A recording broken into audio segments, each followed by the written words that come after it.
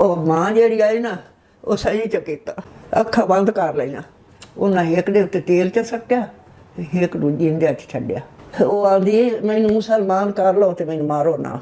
ਉਹ ਅਗਾਂਹ ਗਏ ਤੇ ਪਿੱਛੇ ਹਟ ਕੇ ਆਏ ਤੋਂ ਕਤਲ ਹੋਈ ਪਈ। ਜਿਹੜੇ ਉਜੜ ਕੇ ਆਏ ਉਹਨਾਂ ਤਾਂ ਗੱਡੀ ਰੁਕਾਈ ਆਈ ਨਾ, ਰੇਲਵੇ ਵਾਲਿਆਂ ਕੋਲੋਂ ਲਾਈਟਾਂ ਬੁਝਾਈਆਂ ਤੇ ਵਿੱਚ ਉੱਥੋਂ ਦੇ ਮੁਸਲਮਾਨ ਪਾਕਿਸਤਾਨ ਪਾਕ ਪਤਨ ਦੇ ਵੀ ਚੜੇ ਤੇ ਉਹ ਪਨਾਹਗੀਰ ਵੀ ਚੜੇ, ਉਹਨਾਂ ਨੂੰ ਕਤਲੋ ਗਾਰਤ ਕੀਤੀ। ਪੂਰੀ ਗੱਡੀ ਚ ਵਢੀ ਗਈ, ਸਿਰਫ 2 ਬੱਚੇ ਬਚੇ ਆ।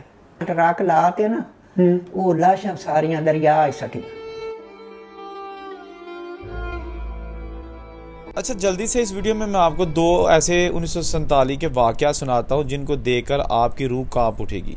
इसलिए वीडियो के साथ जुड़े रहिए क्योंकि ये जल्दी मैं आपको सुनाता हूँ, जो कि एक ऐसी स्टोरी है माँ जी ने सुनाई है जिनका ताल्लुक़ पाकिस्तान से है। और उन्होंने कहा कि हमारे गाँव के करीब एक ट्रेन को काट दिया गया था। वो हिंदू सिखों से भरी हुई ट्रेन थी।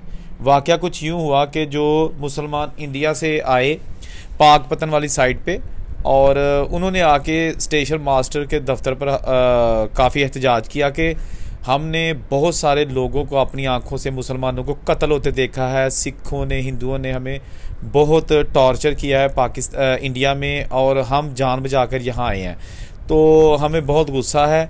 लिहाजा उन्होंने स्टेशन मास्टर से कहा कि आप फौरी तौर पर जो ट्रेन आ रही है हिंदू सिखों से, कोई भी ट्रेन आ रही है उसको रोकें। उस वक्त एक ट्रेन आ रही थी शुजाबाद से। शुजाबाद जनूबी पंजाब पाकिस्तान का जो इलाका है वहाँ का एक शहर है। वहाँ से हिंदू सिखों को लेकर एक ट्रेन आ रही थी जिसने इंडिया जाना था। जब वो ट्रेन शुजाबाद से काफ़ी आगे यानी पाकपतन वाली साइड पे आ गई, तो पाकपतन के करीब जब ट्रेन उजाड़ में पहुँची तो स्टेशन मास्टर ने उस ट्रेन को रुकवा दिया, और वो ट्रेन वहाँ खड़ी हो गई, लाइटें उसकी ऑफ हो गई। उसके बाद फिर कत्लो कार शुरू हो गई, और माँ जी ने कहा कि उस ट्रेन में शायद 2 बच्चे बचे थे, बाकी सबको कत्ल करके उनके साथ एक ट्रक लगा के ना तो लाशों को करीबी दरिया में फेंक दिया गया था। अस्तगफुरुल्लाह, या अल्लाह मुझे माफ़ करना। ये कैसी दरिंदगी जो है ना 1947 को देखने सुनने को मिली।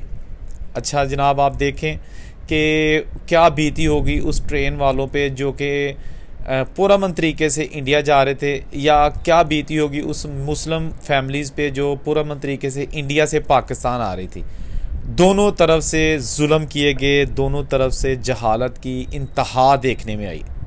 ये जो लोग थे ये ना हिंदू थे, ना सिख थे, ना मुसलमान थे जो कत्ल कर रहे थे, बल्कि ये दरिंदे थे।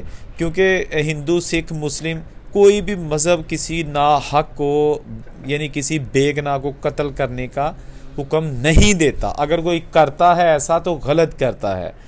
तो माँ जी ने कहा कि उस ट्रेन में एक ऐसी खातून भी थी जो सिख थी, और उसने जत्थे वालों को कहा कि आप मुझे मुसलमान कर लो, मैं अपना मज़हब चेंज कर देती हूँ, हाथ जोड़ती हूँ, लेकिन मुझे कत्ल ना करो, मेरे छोटे छोटे बच्चे हैं, मेरे बच्चों का क्या बनेगा। तो वो अभी ये कह ही रही थी कि इतने में उसको भी कत्ल कर दिया गया। बहुत ही दर्दनाक किस्म की स्टोरी है। आप अंदाज़ा करें कि मैं शॉर्टकट आपको सुना रहा हूँ, लेकिन जिस ख़ानदान पर, जिस फैमिलीज़ पर ये चीज़ें बीती होंगी उन पर क्या गुजर रही होगी। इसके साथ साथ इस माँ जी ने एक और छोटा सा वाक़या सुनाया। उन्होंने कहा कि हम और हमारे बुज़ुर्ग जो है ना वो, माँ जी उस वक़्त 13 साल की थी। इन्होंने कहा कि मैं उस वक़्त बैठी हुई थी उधर ना अपने खेतों में, अपने जो हमारे दूर खेतों में बुज़ुर्ग और जो हमारे हस्बैंड थे, तो हमने देखा कि एक चलती ट्रेन से एक हिंदू को फेंका गया है। वो हमें नहीं पता था हिंदू है, लेकिन जब करीब जाके हमने देखा, उससे पूछा तो वो काफ़ी ज़ख्मी था, और उसके कानों से जो सोने की बालियाँ थी, मुंदरियाँ थी, वो भी छीन कर उतार ली गई थी, और उसने बताया कि मैं हिंदू हूँ। इन्होंने उसको जाने दिया, पकड़ के उसको तिब्बी इमदाद देने की कोशिश की, लेकिन उसने कहा नहीं आप मुझे जाने दें, मेरी बीमार सिस्टर है कहीं, तो मैं उसको मिलने जा रहा हूँ, करीब ही उसका गाँव है। कहते हैं कि वो चला गया, लेकिन पता चला बाद में कि रास्ते में जत्थे मिले और उस ज़ख्मी हिंदू को भी मार दिया गया। इसके साथ साथ एक छोटा सा और वाक़या माँ जी ने सुनाया। माँ जी ने काफ़ी दर्दनाक भरी स्टोरियाँ अपने सीने में छुपा रखी थी, क्योंकि उनकी एज काफ़ी और याददाश्त बहुत अच्छी थी। उन्होंने बताया कि पाकिस्तान की 2 ख़वातीन, यानी मुसलमान 2 ख़वातीन जिन्होंने पाकिस्तान आना था, अभी वो इंडिया में थी, जलंधर के पास उनका कोई गाँव था। तो वो जो बरकतें और रहमतें थी ना, उनके नाम बरकतें और रहमतें थी। ये बहू थी एक खातून की। इनकी जो सास थी ना, उसने अपनी बहू से कहा कि जो भी आपके पास जेवर है वो मुझे दे दो, मैं छुपा दूं ताकि हमने पाकिस्तान जाना है तो उससे पहले हमसे कोई छीन ना ले। तो इन्होंने ना अपना जेवर एक पुटरी में बांध कर अपनी सास को दे दिया। उन्होंने जो अपना कहीं को खुफिया खाना था घर में, वहाँ पे जो है ना उसको छुपा दिया सास ने। शाम हुई तो वो सास अभी घर पे नहीं थी और जो गैर मुस्लिमों का, सिखों का जत्था था वो आया। इस घर में भी 2 सिख आए घोड़ी पे। उन्होंने कहा कि जो भी है हमें जल्दी जल्दी हमारे वाले कर दो। इस खातून ने कहा कि मेरे पास जो कानों में मुंदरियां हैं, जो कानों में छोटे छोटे झुमके कांटे हैं, सिर्फ वही हैं इस वक्त, और वो आप ले लो, क्योंकि बाकी अगर थोड़ा बहुत हमारे पास जो सोना था वो मेरी सास ने कहीं रख दिया और वो घर पे नहीं है, मुझे उसका कोई पता नहीं है, आप बेशक मुझसे मेरे बच्चों की कसम ले लो। उन्होंने कहा कि ये जो आप कानों में सोने की चीज़ें ये मुझे दोगी ना, तो इसकी निस्बत एक बच्चे को, आपके जो एक बेटा है उसको छोड़ देंगे, दूसरा बेटा आपको मार देंगे जब तक पूरा सामान हमें ना दोगी। इस खातून ने रोते हुए, चलाते हुए उनसे रिक्वेस्ट की कि मेरे पास नहीं है, मुझे नहीं पता कहाँ है, अगर होता मैं ज़रूर दे देती, मेरे बच्चे से ज़्यादा कीमती चीज़ें नहीं हैं, ये जो सोने वगैरह की है मैं दे देती। लेकिन उन्होंने जो कांटे कानों में थे वो लिए और एक बच्चे को छोड़ दिया, दूसरे बच्चे को बर्छा मारकर माँ के सामने ही तड़पता हुआ छोड़ दिया और वो बच्चा दम दे गया। तो जो शुरू में वीडियो आपने देखी है उसमें माँ जी जो अभी कह रही थी कि मैंने आंखों के आगे पट्टी रख ली, वो यही सीन था कि उस वक्त जत्था उनके बेटों को मारने लगा था और माँ को पता था कि ये जिस अंदाज से कह रही है मेरे बेटे को मार देंगे, तो उसने जल्दी से अपनी आंखें दुपट्टे के साथ कवर कर ली और उस जत्थे ने उस माँ के लखते जिगर को आंखों के सामने तड़पता हुआ छोड़ दिया और वो वहीं जान की बाजी हार गया।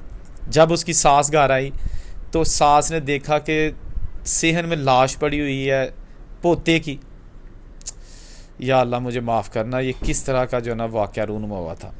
पोते की लाश देखकर दादी ने फौरी पूछा इसको क्या हुआ है, तो उस लड़के की माँ ने कहा कि माँ जी जत्था आया था, वो सोना मांग रहा था, सोना आपने कहीं छुपाया था, मैं उनको दे नहीं सकी, तो जो मेरे पास था कानों में वो मैंने दे दिया, उसके एवज़ उन्होंने एक बच्चे को तो छोड़ दिया, लेकिन अगर वो दूसरा सोना भी हमारे पास होता तो आज मेरे दोनों बच्चों की जान बच जाती। बहरहाल ये एक ऐसा दर्दनाक वाक़या, एक ऐसा सानहा था जिस पर पछताया ही जा सकता था, किया कुछ नहीं जा सकता था।